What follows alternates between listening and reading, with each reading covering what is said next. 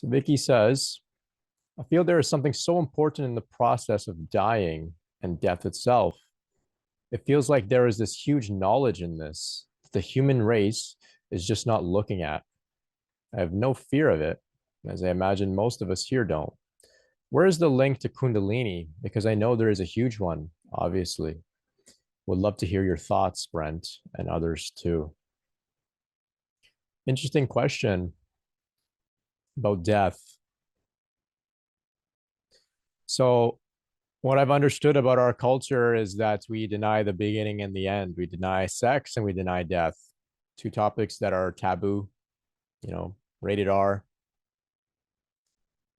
If you bring those topics up, at the dinner table, it's pretty odd, but it's the most important parts, right? It's the beginning and the end, and that's there's definitely some significant insight to be gained there when we contemplate these two topics.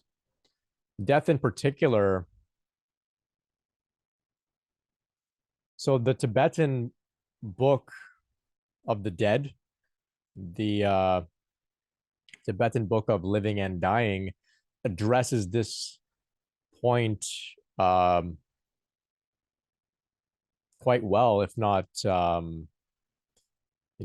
as good as it gets. So I was just reading the Tibetan book of living and dying a couple weeks ago, and in that book, which is like a modern sort of up to speed version of the older Tibetan book of the dead, if I'm not mistaken. Essentially, the Lama, the Rinpoche that's written this book, he speaks about death. If we were to stop denying it and look into it, there's a lot of value to be gained there if we understand who we really are.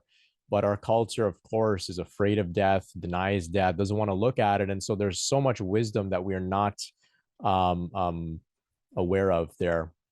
And if we're able to approach it consciously with curiosity, without fear, we can actually die in a conscious way and, die with awareness, maybe in a deep meditative state. And this can actually allow us to experience the reincarnation process in a more conscious way. And so it goes very much into detail about, these types of things. The Tibetans in particular are very experienced, and they have incredible wisdom about the death process itself, as well as about the reincarnation process. So I think, Vicky, you'd find some answers in that type of material from the Tibetan Buddhists. I admit I haven't finished the book. I don't know too much specifically about their perspectives, but what we can say is that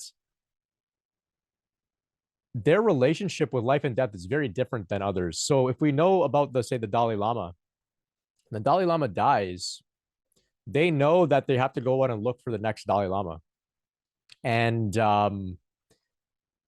they're equipped to go out and find his next reincarnation and how to identify him and get him to be the next, or to continue his work as being the leader of the Tibetan Buddhists. There's also a system in the Tibetan Buddhism they call it the Tulku system, which has to do with Tibetan lamas. They die, and then they are, through consciousness, they're able to select where they're reborn, reincarnated, to continue their journey. And so often these people, they're called Tulkus, which is the reincarnation of a lama, and they reincarnate somewhere typically around Tibet. And their students, their followers, go out and find this reincarnation and then bring them back to their monastery in Tibet and raise this child and revere these children, like worship them as their guru.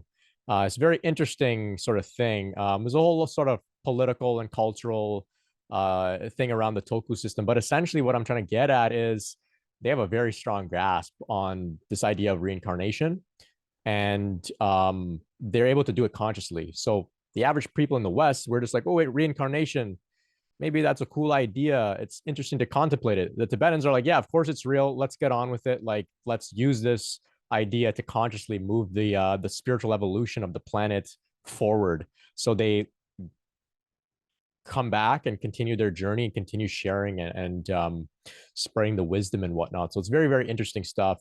There's a couple documentaries online about Tulkus. There's some that are born in the West. They're called Western Tulkus. It's very interesting, but I'm rambling here. I'm not really addressing your question, to be honest.